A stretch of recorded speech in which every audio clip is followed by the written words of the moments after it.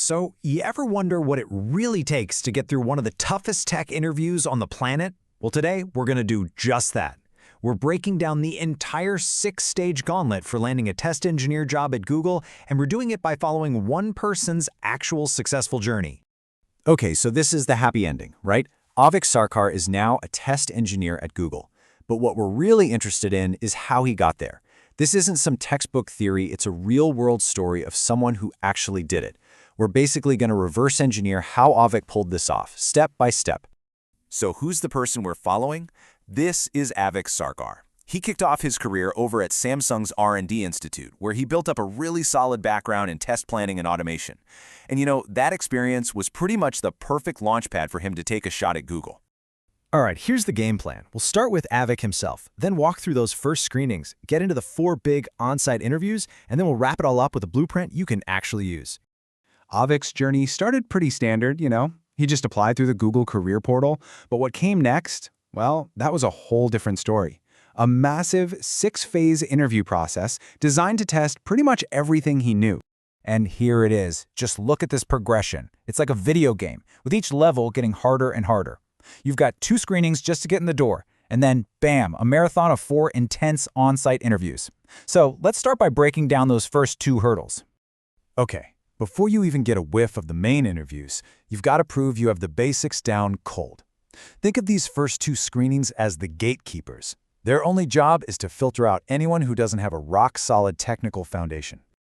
First up, you've got the HR screening. But let's be clear, this is Google we're talking about. So no, this is not just some casual chat about your hobbies. It's a technical gut check right away to make sure you know your stuff and can actually talk about the work you've done. And just look at the mix of stuff they hit them with. You've got classic computer science like bubble sort. Then you have really specific language knowledge. And on top of that, they're digging into your past projects. The message here is crystal clear. Google wants to see that you know the theory, but also that you've actually built things. And they want to see it from the very first conversation. Okay, so if you make it past that first gatekeeper, you're on to level 2, the technical screening. And this is where they really start to turn up the heat. They're not just checking your knowledge anymore. They're trying to figure out if you think like a test engineer. This is so interesting because it really shows you what the job is all about. It's not just about finding bugs. You have to wear 2 hats. First, you're a software engineer solving this tricky data structure problem. But then, in the same breath, you have to flip a switch and become this super detailed QA expert, thinking up all the ways to break the code you just came up with. Boundary cases, negative tests, the works. All right, screenings are done. Now we're entering the main arena. This is where the real gauntlet begins, a series of 4 back-to-back interviews that are going to decide everything.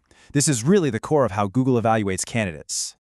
Oh, and just a quick side note here, even though they're called on-site interviews, which is kind of a holdover from before 2020, Aviks were all done online using Google Meet. But trust me, just because it's remote doesn't mean the pressure is any less real. So, on-site number 1, they waste no time. It's a straight-up deep dive into a classic, complex algorithm problem. This is all about raw, unfiltered problem solving. Can you think on your feet under pressure? And check this out. It wasn't enough to just know the algorithm. I mean, depth-first search is a common one, but he had to do 3 things. First, solve the problem. Second, he had to solve it using a specific API they gave him, just like you would on a real project at Google. And third, after all that, he had to make the solution more efficient. So it's not just what you know, it's can you do it right, can you adapt, and can you make it fast? That's what they need for a code base the size of Google.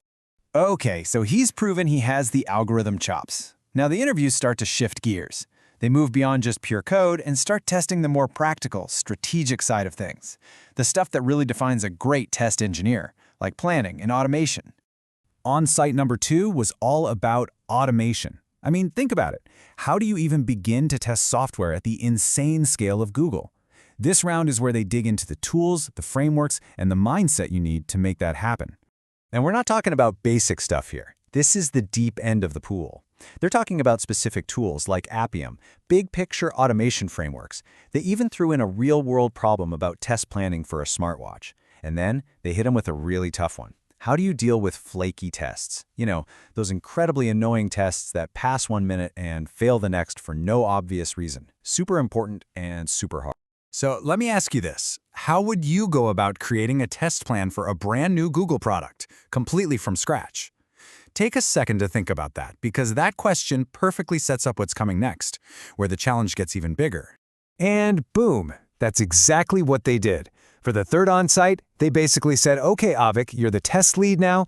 Design us a complete test plan for a new Google product. This isn't about code anymore. It's about your ability to think big, to think strategically. And look at everything that goes into that. It's not just one thing. He had to connect all the dots, define the scope, figure out the automation strategy, explain how it would be deployed, identify what could go wrong, and even define what success would actually look like for this plan. This is a huge test of leadership and whether you can see the whole picture. All right, we're at the final boss level. He's proven his technical skills, he's proven his strategic skills, but there's one last hurdle, the final on-site interview. It's often called the Googliness round, and it tests something totally different, your leadership and basically how you work with other people. This is all about situations. What do you do when two engineers on your team disagree?